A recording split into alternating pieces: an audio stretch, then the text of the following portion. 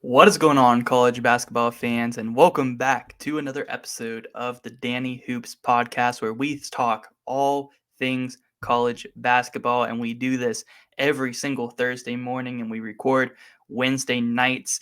And at the end of the podcast, I take your guys' questions. So if you guys want your question in next week's podcast, make sure you guys go on down to Twitter and follow me at 6mandanny. And I ask for your questions every Wednesday morning. You guys can get them in to me anytime before Wednesday night when I record, and your question will be answered on the podcast Thursday morning when this is posted. So we got a good slate of topics to talk about here on episode 7 of the Danny Hoops podcast. So let's get it started. So like I said, follow me on the Twitter, subscribe to the YouTube channel. If you guys are new, we're doing this podcast every single Thursday morning. It will get uploaded all the way throughout the off season, throughout March Madness, all that good stuff. We will keep you updated with all the news, and we got some fun topics to do as well. So we're going to talk about some big time news because some big time things happened since last week's podcast, and that includes Sky Clark entering the transfer portal from Illinois, a top freshman prospect entering the season. So that is some big time news. We'll get into that, maybe talk about some potential landing spots for him to play at next season. Also, big news as Texas officially firing head coach Chris Beard. We all know what the situation that went down there with some domestic violence. He's finally out the door. So we're going to talk about some potential head coach candidates for the Texas Longhorns job. And then we are going to talk about Saturdays Slate because it is a big time slate. There are some really good games just like every Saturday. So we're going to take a little bit of a deep dive into the upcoming games this Saturday. And then the big topic of today's podcast slate is we are doing my mid-season Dannyology awards for college basketball. So we got first team, second team, third team, All-American. We got AP Player of the Year, Coach of the Year, all that good stuff. We will get into all of that in this week's podcast. And then, of course, at the end, I will give you guys my top national championship contenders and my top AP Player of the Year contenders, which that will also kind of be included with the mid-season awards portion of the podcast. And then I will take your guys' questions at the end. So let's go ahead and get started. Like I said, subscribe if you guys are new. I just got done watching some really good games on this Wednesday night here for basketball. There's actually still a really good game going on as I'm recording this podcast between UNLV and Boise State. Those are two possibly tournament teams this season. So that's actually a really good game going on right now. But some big time headlines went on today. I mean, I just watched Texas overcome an 18-point deficit and defeat TCU at home. That was a big time bounce back win for the Longhorns there in that one. And then Indiana loses by 19 to Penn State on the road. I don't know what is going on with Indiana, but that is their third loss in a row. They've lost to Northwestern and Penn State back to back. I don't know what's happening in Indiana, but they need to get it together fast. Central Florida defeats Memphis in a big-time matchup. I didn't get to watch this one. It was on ESPN+, but a double overtime thriller. Central Florida pulls off the win. So that is a big-time win there for the Knights as far as their potential in making the NCAA tournament this year. FAU Florida Atlantic survived a scary upset today against rival Florida International. That was a very close game, went into overtime, but Florida Atlantic escapes, stays as a one-loss team there as a mid-major. Houston also survived a upset scare there to South Florida. Would have been an insane upset for the number one team to go down to a South Florida team that has a negative record, and that would have been absolutely one of the craziest upsets of the year for sure. So those are some of the big games that happened today. Also, UConn lost to Marquette on the road. Big time win there for Marquette. They still only have the one loss in league play, and that came to double overtime on the road to Providence. And we all know how loud the amp can get. That is a very hard place to play. So Marquette looking very solid. UConn, 3 losses now in league play, all coming on the road. Can this UConn team travel? We all know they won the early season tournament there on a neutral site, and that's really what matters. In the NCAA tournament, they'll all be neutral sites, but if this UConn team is really struggling on the road, really their three hardest opponents in the Big East have all beat them at home. So that's kind of scary there for UConn. I still think that they have national championship potential this season, but it's not looking good for them here on the road. Also, Alabama beats Arkansas on the road in Fayetteville. That is a big time win. It is really looking like Alabama is for real this season. So let's get into the news portion of this week's podcast. So, like I said, Sky Clark entering the transfer portal mid-season. He's definitely the biggest name that's entered the transfer portal so far this season. We heard earlier in the season that Fardaws Aimaq was going to enter the transfer portal. He hasn't played yet this year because of the foot injury, but it sounds like he is actually returning to Texas Tech. But it doesn't seem like the same here for Sky Clark. He posted on Twitter that he was leaving due to personal reasons away from basketball. Something about his family, didn't get into detail with it. That's his personal stuff. But he is stepping away from the game of basketball for the rest of this season, but also entering the transfer portal. So I've seen a lot of Illinois fans also on Twitter talk about how he was, kind of a hothead in the locker room. I don't know how true this is. I didn't really research into how good the locker room is or isn't with Sky Clark in it. But I do know since Sky Clark entered the transfer portal, it looks like the Illini are getting things back on track now, back-to-back wins after what was a tough losing streak there over the semester break. So looks like Illinois is getting things back on track there without Sky Clark. They got another really good point guard there in Jaden Epps. So we'll see where Sky Clark goes. I'm not really seeing many rumors about some potential landing spots for him next season. I do know he was originally committed to Kentucky before decommitting there and then committing to Illinois. So we'll see. He's also from the state of Tennessee. I'm pretty sure he's from Knoxville. So maybe the Volunteers can get involved there with Sky Clark. They have developed some really good guards there over the past few years. So maybe the Volunteers can get involved as well in Sky Clark. Big time name, 4-star point guard coming out in this year's class, top 50 recruit. So a lot of potential there if a team wants to throw a shot and take it at Sky Clark. We know a team will. We'll see which team it is. I'll keep you guys updated if I see any rumors about a team potentially picking him up.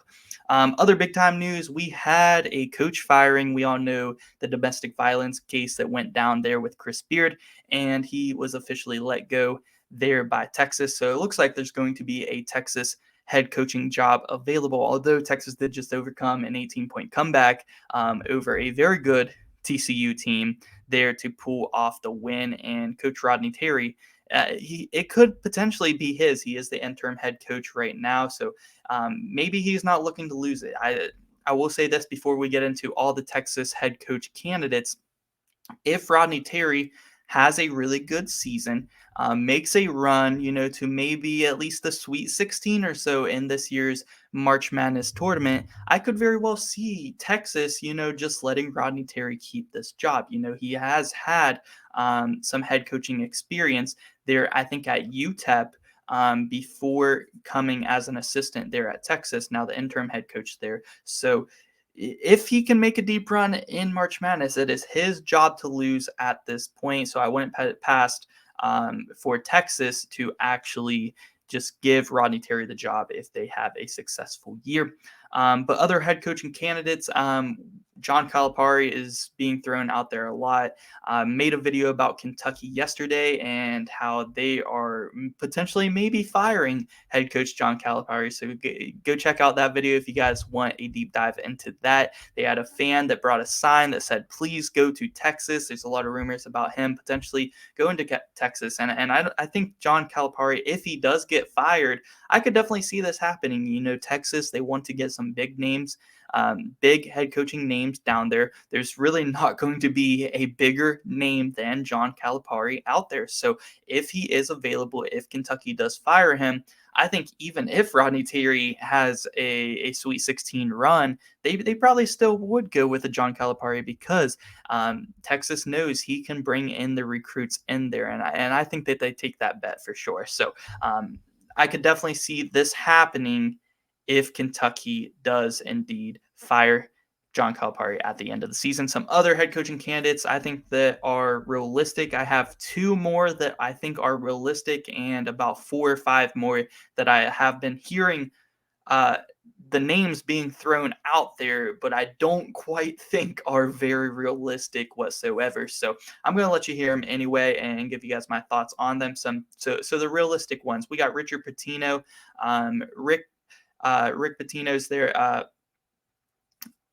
Son. He is the head coach there at New Mexico, and New Mexico got off to a really good start. They were 14-0. They dropped a couple here recently to UNLV and Fresno State, but I think that they will get back on track. And if they do, and New Mexico does have a really good year and makes the tournament, I could definitely see Richard Pitino being a hot name around the head coaching carousel this offseason for some of these Power 6 level teams. He did have a stint at Minnesota, wasn't that very successful. I don't think Minnesota is that great of a job, though, and he's shown to be able to coach a really good team so far this season there at New Mexico. We'll see if he can get things back on track there, though. But like I said, if he does have a really good season, I could definitely see Texas potentially going after him. He has the Patino name. I think he'll be able to recruit there at Texas. And yeah, I think that would be a very good candidate there for sure. Another realistic head coaching candidate is Jerome Tang. And I know Kansas State fans don't want to hear this, but Jerome Tang in his first season there with the Wildcats has been outstanding, to say the least. 4-0 in the Big 12, off to a super good start,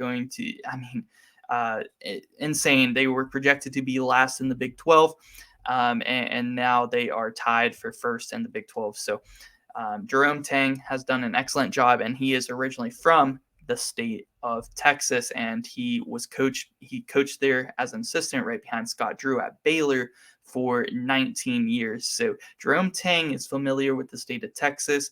I think that Texas would definitely be interested in hiring Jerome Tang. He's still kind of young. He's had early success in his first season there as the head coach of Kansas State. So I could definitely see Texas, trying to throw a lot of money at him, trying to pull him down here at the Longhorns. So those are my realistic ones. I actually do think John Calipari is a realistic option for Texas. For Texas's next head coach. So I have four realistic ones, that being Rodney Terry it's his job to lose as of right now. John Calipari, it's realistic if Kentucky fires him. I actually think it's really realistic that happens. And then I have Richard Pitino at New Mexico and Jerome Tang, head coach of Kansas State. So those are my realistic options for the Texas job at this point in time. Some unrealistic options that I have been hearing thrown out there. We have TJ Otzelberger, the head coach of Iowa State, also off to a tremendous start, 4-0 in the Big 12, doing a super good job there with the Cyclones, building up that program. And you could say the same thing about Jerome Tang as what I'm about to say for TJ Otzelberger, but I think that TJ has himself a really good situation there with the Cyclones. I think he has the opportunity to build up this program, and he's already doing a great job there and making a name for himself. So why not stay in this good situation and keep building up? Maybe he can get a pay raise there at Texas, get some better recruits in there, but I don't think it's too far-fetched to think that he can bring in some recruits there at Iowa State either. But it is definitely easier to recruit to Texas, so that could be a case there. But I think TJ Otzelberger, he has a good situation there at Iowa State. I would bet that he would stay, and unless maybe he's offered like a ton of money by Texas. But also Eric Musselman, I've been hearing his name thrown around for the Texas job. Of course, Texas would gladly take him if he was willing to leave Arkansas, but I don't think that I don't think Musselman would leave Arkansas. He's already set himself up in an amazing position there at Arkansas. Everyone at Arkansas loves him. He's recruiting at a very high level there with the Razorbacks. I don't think he would want to leave for Texas when he's already recruiting at a good level at Arkansas. He went to a couple of Elite Eights with them already. I don't see Musselman leaving Arkansas. Like I said, good situation he's in there. I've also been hearing Ed Cooley a little bit there at Providence. By no really reliable sources, just some talk that I've been hearing, like, oh, Ed Cooley would be perfect for this job. And I'm sure Texas would love Ed Cooley. He's a super good head coach there at Providence, but I don't think he leaves Providence. I think that he's a Providence guy, and he's through and through with that program, and he is hitting the transfer portal and doing it in amazing ways, and he's getting better at recruiting as well, like bringing in better recruits year after year, and improving in the recruiting department there to Providence. And like I said, he hit the transfer portal hard this season. They have had some success. 4 or 5-0 in the Big East now are the Friars. So I think that he's in a very good position there at Providence. I think that he's going to stay there. He's a Providence guy, just like I think TJ Otzelberger is the Iowa State guy. Eric Musselman is Arkansas guy. I don't really see them leaving their programs for the Texas job, but I could very well be wrong. That's why I have these as unrealistic, even though these are names being thrown out there. So the last one I think out of my unrealistic options is the most realistic, and that is head coach Nate Oates from Alabama. I have heard his name thrown out there quite a bit, actually, and he has done some amazing things with Alabama basketball since he was hired there a few years ago, and this year being the best year yet. I mean, this freshman class that he has brought in to Alabama has been playing outstanding, and that includes Bradley, of course, Brandon Miller, and Noah Clowney. And those are three great freshmen, some maybe the best freshman class out of anyone in the country does Alabama have. I can't really think of any other team so far this year that have three impactful freshmen on their team, and especially the freshman of the year at this point in Brandon Miller. So Nate Oates doing an excellent job. Of course, Alabama is a top 5 team at this point, and I don't think that he's leaving the Crimson Tide. I think he's an Alabama guy. I think he's going to stick it out there, and he can build up that basketball program there with the Tide. So I don't think he's leaving, but out of my unrealistic options, I do think that he is the most realistic. So let's get into a preview of Saturday's slate, and then we will get into our mid-season awards for college basketball. So Saturday's slate is looking pretty good, and we're going to have our predictions for some of these games coming out tomorrow as a video on Friday morning. So be on the lookout for that if you guys are looking for my winner and score predictions for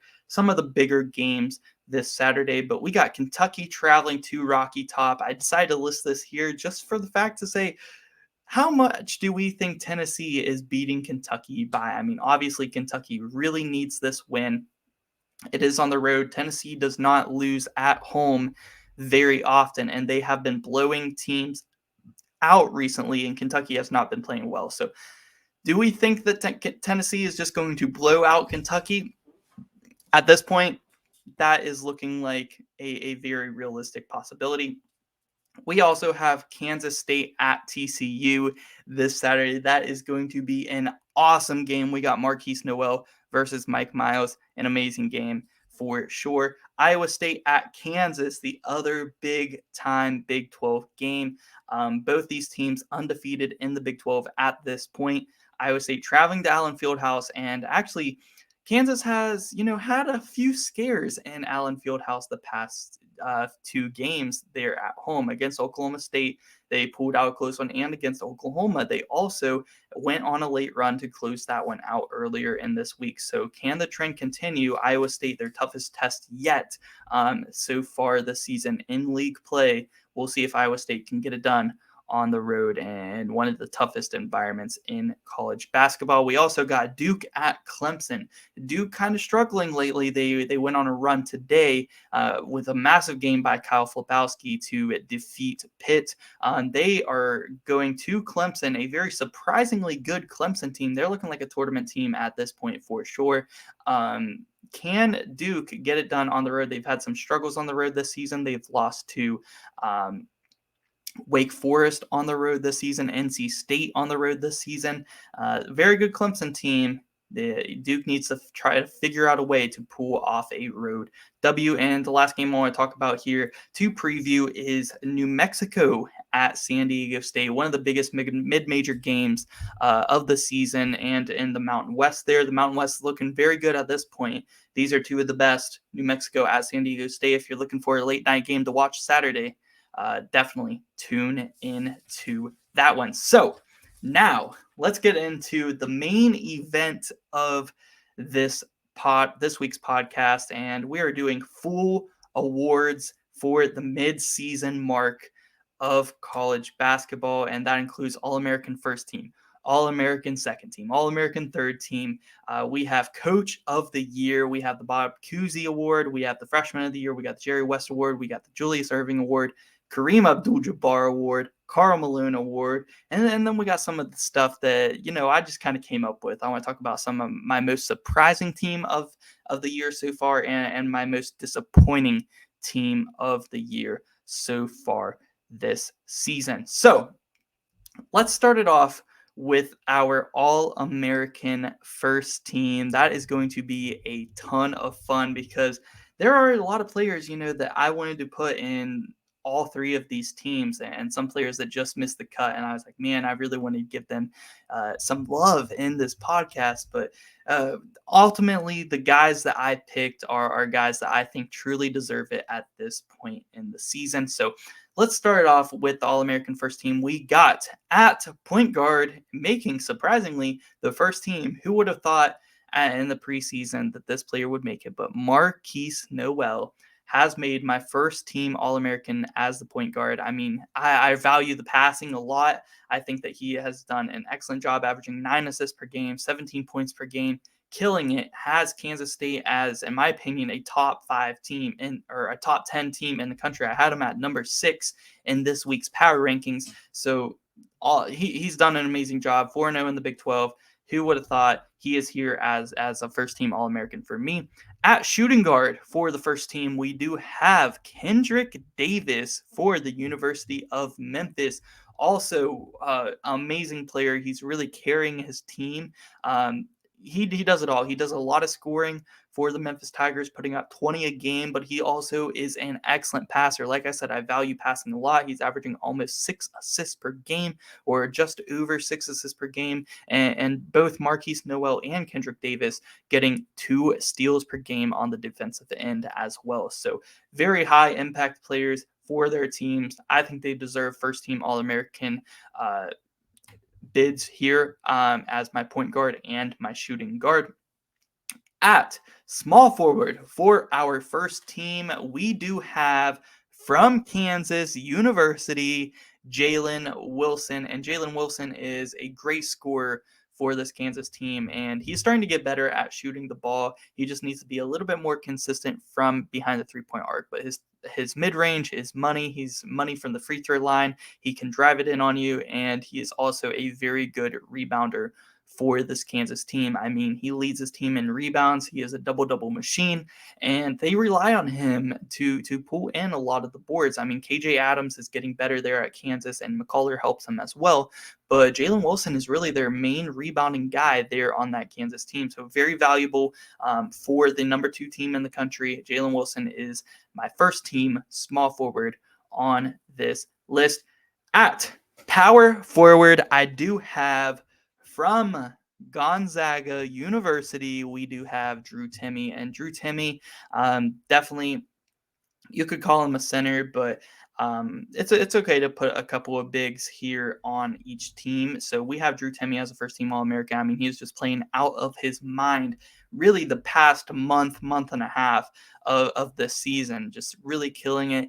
And one of the best post players in the country by far. I mean, the way he just with finesse, man. He's so fun to watch too. He gets the boards. Drew Timme, no doubt about it. You guys know ball. Drew Timme deserves this spot for sure on the first team. At the center position, you guys already know who it is. It is Zach Edey. He's been dominating, Shaq Edey, if you guys want to call him that, dominating college basketball, putting up 23-13 for a Purdue team that only has one loss at this point in the season. Absolutely dominating so far this season in college basketball. Zach Edey easily making the first team at the center position. So now we have the second team All-American list.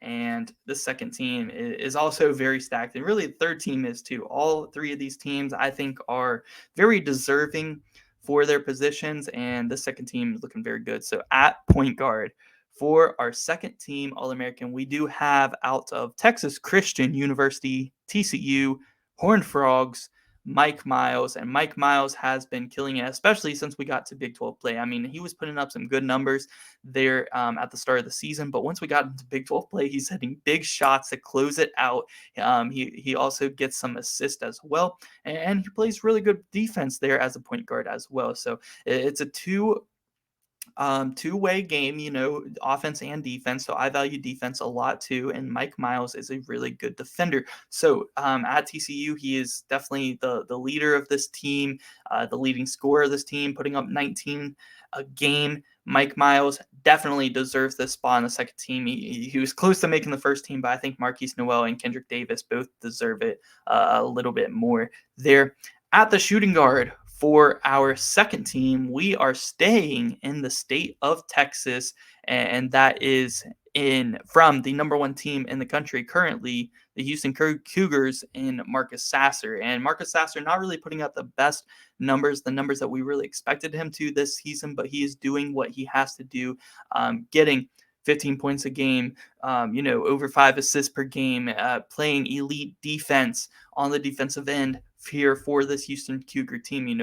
Everyone on this Houston Cougar team plays good defense. You're playing for Coach Kelvin Sampson, you're going to play good defense. But Marcus Sasser has the number one team in the country. He's the leader of the team. He's the best player on that team. He definitely deserves a mention here on the second team, 100%.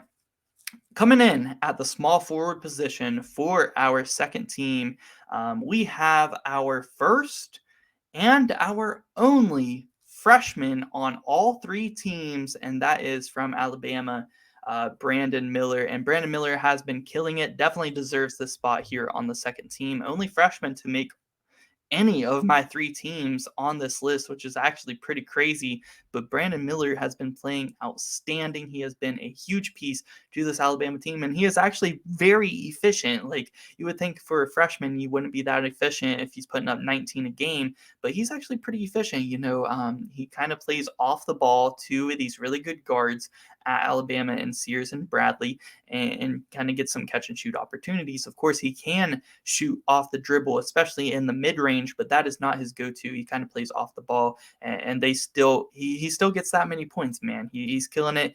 Brandon Miller definitely coming in here as a second team All-American at the small forward position. And at the 4 of our second team, we do have our first Pac-12 mention, and that is from the Arizona Wildcats, and that is Azuolas Tubelis. Just absolutely killing it there at Arizona. A near 7-footer. I think he's 6'11" is what he's listed at. Can shoot the rock, drive it on you. A mismatch problem, man. Quicker than you think, harder to guard than you think. Kind of looks a little bit awkward, but it makes it hard for people to guard him. He's putting up 20 a game, gets almost 10 rebounds a game. Definitely deserves this spot here at the power forward position. At the center position for our second team, I do have Armando Bacot, and I know North Carolina hasn't been, as good as what people expected him people expected them to be, and far from it. A lot of people, they were preseason projected to be the number one team, and they were preseason my number one team coming in. But they haven't been that good. But they're starting to get on it. They get on rolls here and there.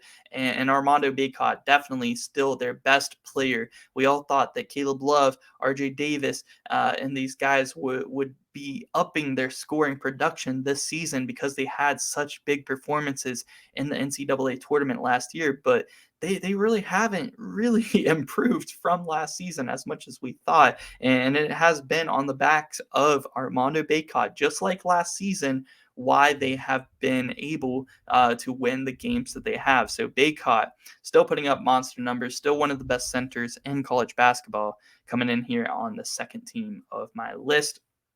Now we have our third team All-Americans, and I'm really happy with the list that I came up with because I do think that these guys are the deserving guys for this third team list, and there are also some guys who really don't get as much praise as a lot of the guys on the first and second team. So I wanted to give them some love here on the third team. So at the point guard position, we do have actually out of the University of Alabama, Birmingham, and that is Jordan Jelly Walker at the point guard position, averaging 23 points per game, 6 assists per game. A small guy. He hustles, though, plays good defense for his size as well. And Jordan Walker definitely deserving of this spot. The only thing that could really kick him out for me, or you could argue he shouldn't be in, is because UAB might not be as good as,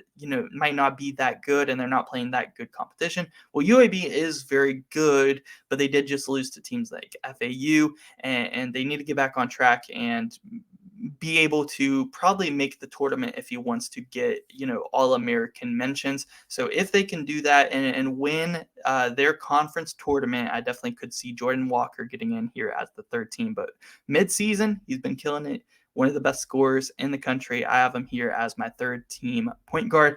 At shooting guard, I do have just south of UAB in the state of Florida. We are going to Miami University to draft Isaiah Wong as our third team shooting guard. I mean, he has been lights out this season, killing it, averaging like 17 points per game, been a main scorer for this Miami team.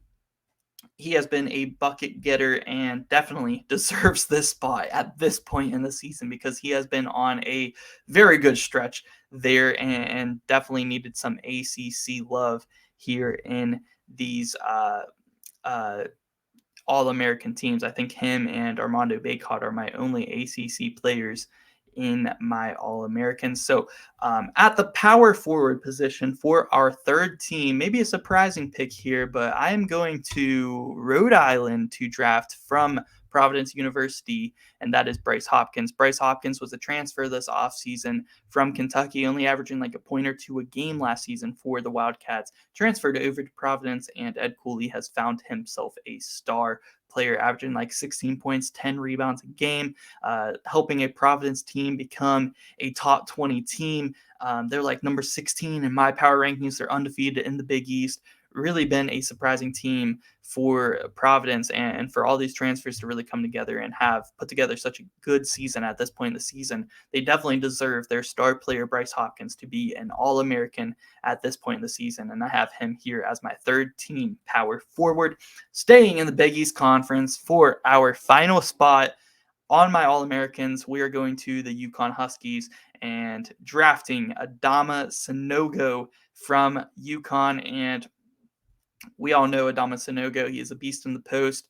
He's had a few off games. He didn't play the best this today against Marquette, but over the course of the season so far at this point, he has been amazing and helping UConn exceed expectations to this point for sure. So he is coming in as my center for my third team All-Americans. Let me know who got snubbed from this list. Some honorable mentions. I thought Hunter Dickinson, Oscar Sheboy, Michigan, Kentucky, they're not really really winning much games right now. So that's kind of why I left those guys off, but also really good centers. If they can get things turned around, they could definitely sneak their way into this list. Some other honorable mentions, Solly Boom, there from Xavier. Also, Zach Fremantle. Both those guys have been killing it for Xavier, and I wanted to give Xavier some love. I just couldn't find a spot for him on this list. I kind of wanted to give Jordan Walker some love over Solly Boom because he's been playing so well. I actually just realized that I forgot to mention my small forward for my third team, and I apologize, guys. So just to recap for the third team, we have Jordan Walker at point guard, Isaiah Wong at shooting guard, Bryce Hopkins at power forward, and Adama Sanogo at the center position. So at small forward, we have from UCLA, Jamie Yaquez Jr. And Jamie Yaquez been a really great player for this UCLA team, and a UCLA team that has really been turning up lately. I think at this point in the season, Jamie Yaquez definitely deserves third team mentions at least. He's been killing it lately. So I apologize for skipping over the small forward there, but I did backtrack. So our first team, just to recap, we got Marquise Noel, Kendrick Davis, Jalen Wilson, Drew Timme, and Zach Edey. Our second team, we have Mike Miles, Marcus Sasser, Brandon Miller, Azulis Turbellis, and Armando Bacot. And our third team, we have Jordan Jelly Walker, Isaiah Wong, Jamie Yaquez, Bryce Hopkins, and Adama Sanogo. So let me know what you guys think. Who got snubbed? Definitely let me know down below in the comments section. But let's go ahead and move to our Coach of the Year award at this point in the season. And I think that there are definitely a few ways you could look at this award. Are you doing it based on who has the best team? Who is playing the best? Who is being the team that is the most well coached in college basketball, or are you kind of doing it off of who are some of the surprising teams? A team that wasn't supposed to be as good as they are right now. So I got a lot of honorable mentions, but ultimately I decided to give this award to a guy who has a combination of one of the best teams in college basketball and exceeding expectations for this season. And that guy is Matt Painter at Purdue. I think he deserves the Coach of the Year award at this point in the season, at the midseason mark. I mean, Purdue was not expected to be as good as they are this season. So he has exceeded expectations a lot. Like, I made a whole video about this. Purdue was expected to have a rebuild year this year and not be as good as they once were. In some preseason bracketologies, I've seen people, Joe Lenardi, have Purdue as like a 7-8 seed. They are now a one-loss team, a consensus top 5 team in the country. I'd say maybe probably even a consensus top 3 team in the country at this point with their resume. Only had the one loss and a close one to Rutgers. So they are one of the top teams in the country and exceeding expectations as well. I have Matt Painter as my Coach of the Year at this point in the season. Some honorable mentions, of course, you could give it to Kelvin Sampson. Of course, you could give it to Bill Self. Bill Self, you could say he maybe exceeded expectations. I know he's at Kansas and they always have high expectations, but after winning a national championship and losing all that they did after it, still putting together a really good season and being a top team. Bill Self, I believe he's probably the best coach in the country. So you could kind of give it to him every year at this point. So that is definitely an honorable mention there. I'd probably give it to Matt Painter this year over Bill Self, though, and then Kelvin Sampson.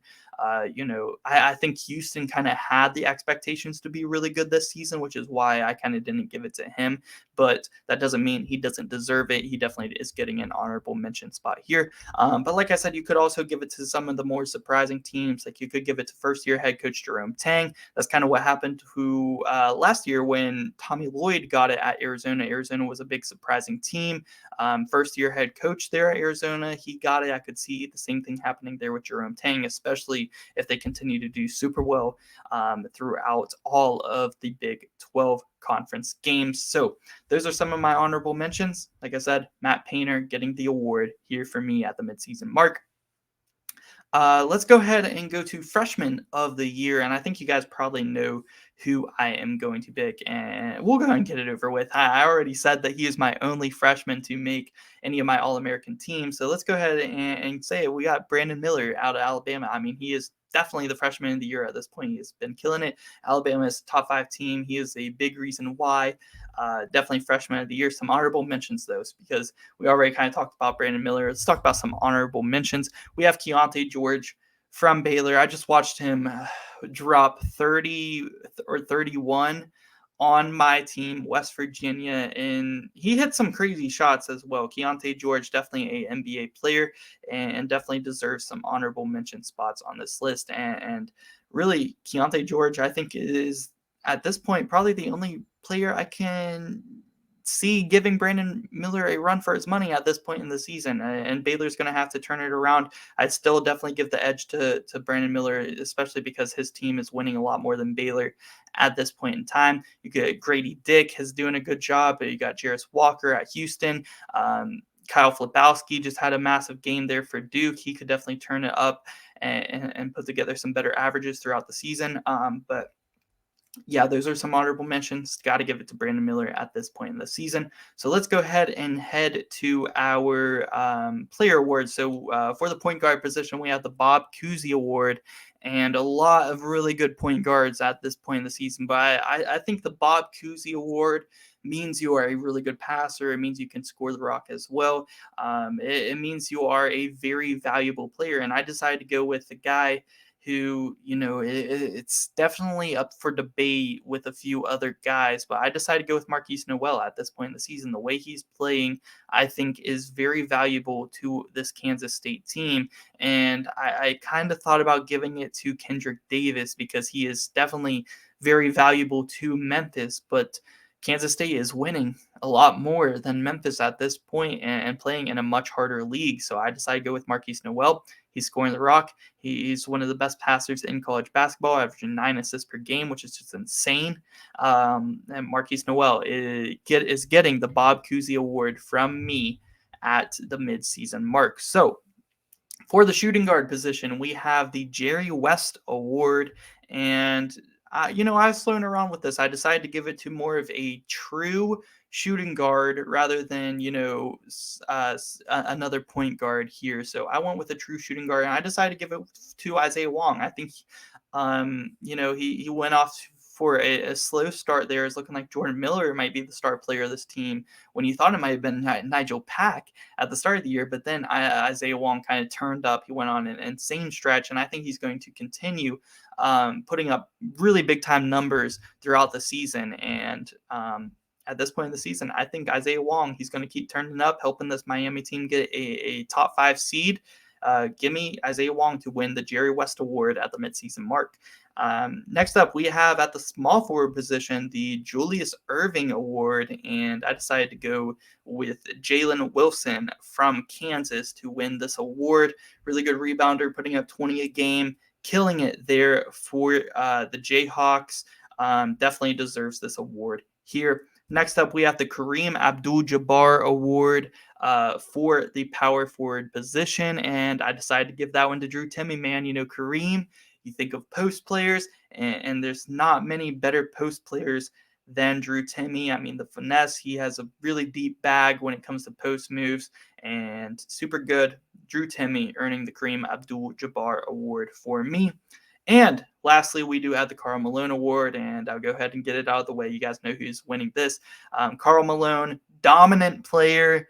Who is the most dominant player in college basketball at this point is Zach Edey for Purdue, 100% earning the Best Center Award, a.k.a. the Karl Malone Award, Most Dominant Player Award, whatever you want to call it. Zach Edey winning that one. So let's move in to the final portion of this week's podcast, episode 7 of the Danny Hoops podcast. And that, of course, is where I give you guys my Player of the Year award.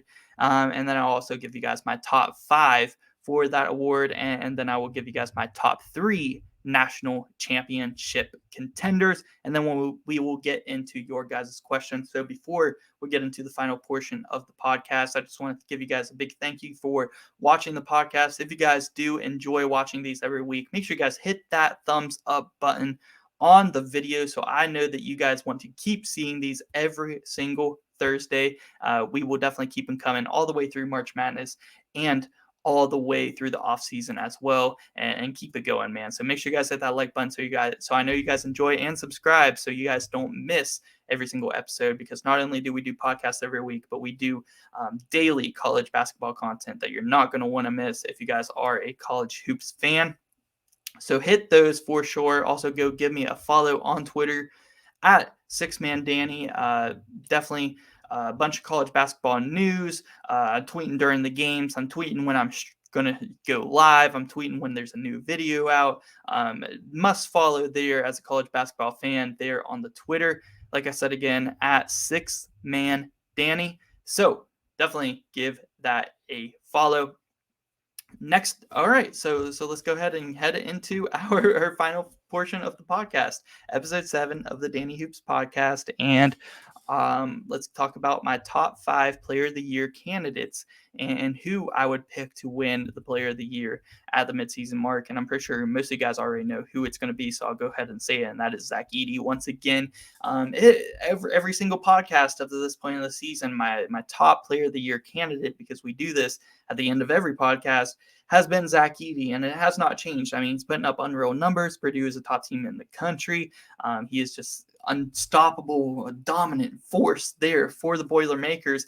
Zach Edey wins my mid-season Player of the Year award at this point in the season, and he is my number 1 candidate for that. So now let's get into the other 4 candidates for my Player of the Year. At number 2, we do have Drew Timme. Drew Timme climbing up this list, and Gonzaga, they've had some scares ever since they got into the West Coast Conference, but it has not been because of Drew Timme. He has been putting up unreal numbers there for the Gonzaga Bulldogs, and he's coming in here at number 2 for me. At number 3, we do have Jalen Wilson. Kind of talked about him already as well. He's putting up a lot of points. He's also getting a lot of boards there for the Jayhawks, leading them to being one of the top teams in the country and 4-0 in the toughest conference in college basketball.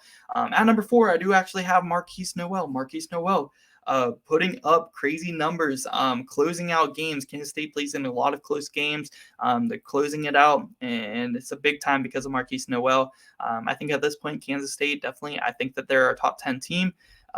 Big surprising team, but it doesn't mean that they don't deserve it just because we didn't see it coming. So Marquise Noel definitely up here at number 4 for me this week.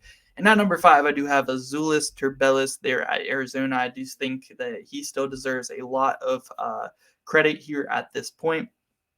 Mismatch problem, like I said, hard to guard, putting up 20 and 10. He is a absolute beast. So let's get into my top 3 national championship contenders at this point in the season, and then we will get into this week's questions coming in from the YouTube community tab and also from the Twitter.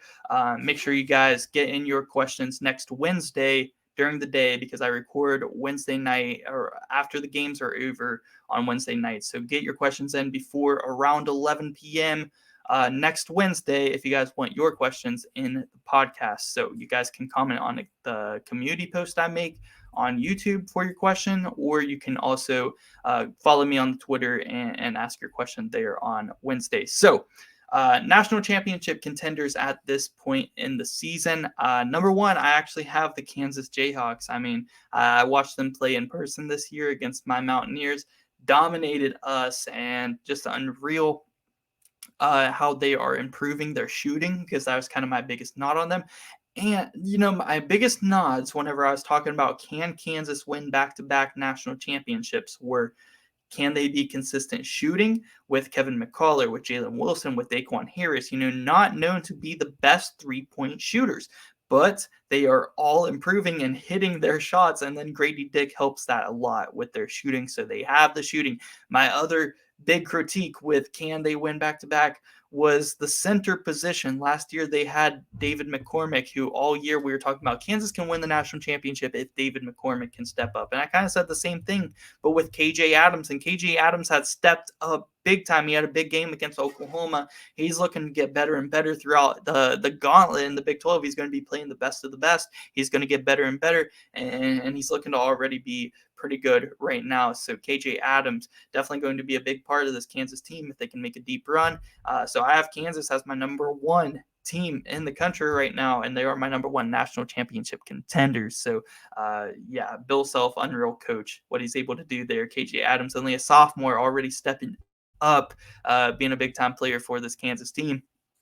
At number two, for my national championship contenders, I'll give you guys my top three. I do have the Houston Cougars, and Houston plays on real defense. They had a scary one today against South Florida, and they've had some scary ones throughout the season so far. Their only loss coming to Alabama, but I do have Houston right now as my number two contender to win the Natty.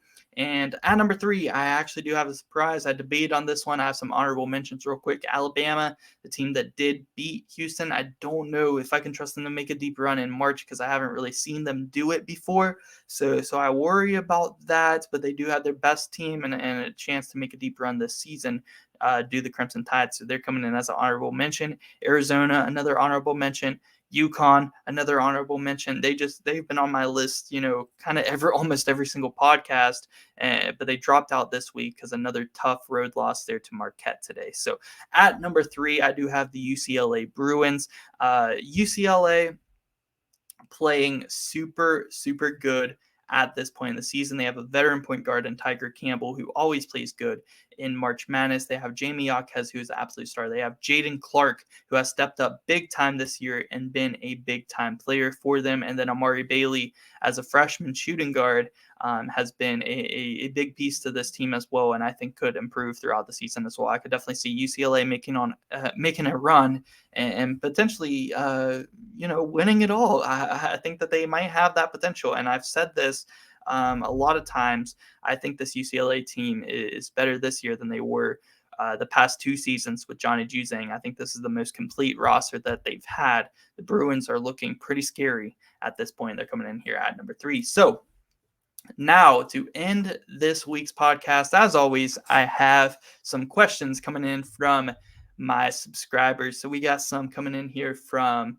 Twitter. We got some coming in here from the YouTube community tab. So our first question is coming in here from my man, Drake Berry, longtime subscriber. Shout out to Drake. He asked, do you think Alabama will win the SEC conference and make a deep run in this year's March Madness tournament? So do I think they will win the SEC? See, that's a tough one. I'm between them or Tennessee to win the SEC regular season. It's going to be a two-headed race, man. It's going to be a two-headed race. It looks like I think Auburn, Arkansas, a tier below Alabama and Tennessee. Kentucky not playing great. Missouri just took a loss today to Texas A&M, so it doesn't look like they're going to be in the running. I think it's a two-headed race right now for the SEC. I definitely think Alabama can win it.